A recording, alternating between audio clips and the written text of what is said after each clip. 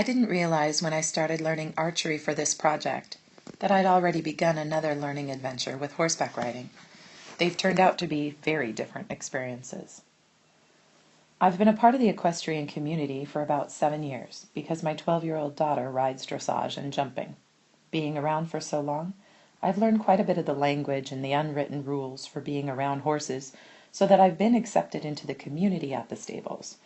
My roles so far include experienced horse mom, insider at the stables, even part of the business, which definitely have afforded me legitimate participation. There are many communities at the stables, and although I exhibited the behavior that's gotten me admittance to several of them, there are several more that I may never be permitted to join. I can be trusted to take a horse back to its stall, feed it, help a new rider tack up. I can register a new rider for lessons, but join a discussion about what to do with the new lesson horse that's acting up? Forget it. I started taking my own lessons because I felt my identity shifting from civilian to horse person in so many ways other than actual riding. First came the hours spent around the horses and the equestrians watching my daughter. Next came country music and boots. Purchasing large amounts of tack led to purchasing the whole horse. Most recently came the giant truck that's only practical when it's actually pulling the horse trailer. My daughter put a new license plate frame on the truck, and I felt the only thing missing from my identity shift was actual riding.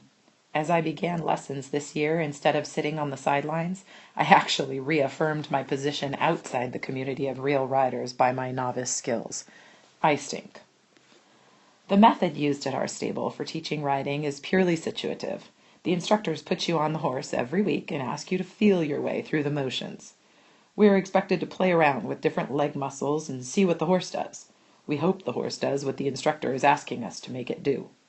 Situated learning by riding can only take you so far, it turns out. The body position and muscles used while directing a horse are so different from any previous knowledge that direct instruction is also essential. My instructor, Ashley, has trained her body to fall naturally into a position that is totally unnatural for me.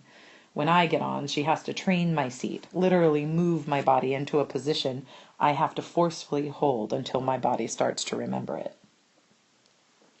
Learning archery, on the other hand, has been a cycle of mediating artifacts and more knowledgeable others. My 11-year-old son was my first more knowledgeable other, but this knowledge was based on what worked best for him. Having no formal training himself, he could only say, "It's easy, do it like this," and hit a bullseye. I have to admit, it was nice to start over with a lower effective filter. I didn't have to be embarrassed or shy to try my skills out around Cameron, but I also knew there had to be more express knowledge that could help me improve. Interestingly, when I pressed him for some of that knowledge, he did know. He could tell me what each part of the bow was for, why the feathers on the back of the arrows are different colors, and how to line up my sights. It was just that he was taking this knowledge for granted. He'd been a part of the archery community for a while, going to meetings and lessons, that these things were second nature to him. And, being so young, he'd never considered what it takes to learn something new, so he didn't realize what information I needed. I decided to move on to the actual lessons and the archery range itself. It was a relief to hear the method and artifacts of archery explained up front at the range, but I definitely felt marginalized by the community there. It wasn't even the instructors, who I imagine are in an even tighter community, but the other novices who were so exclusive about the archery range process. We were surrounded by people who came every week, knew which line to stand behind until the horn blew, knew where to get the arrows, knew how to request the right bow, but no one was telling us. We had to stand back and listen for a while before noticing that someone my height and right-handedness asked for a left 30-pound 27-inch bow. We quietly put our bows back in the car when we saw a family farther up in the line was told you can't bring in your own equipment.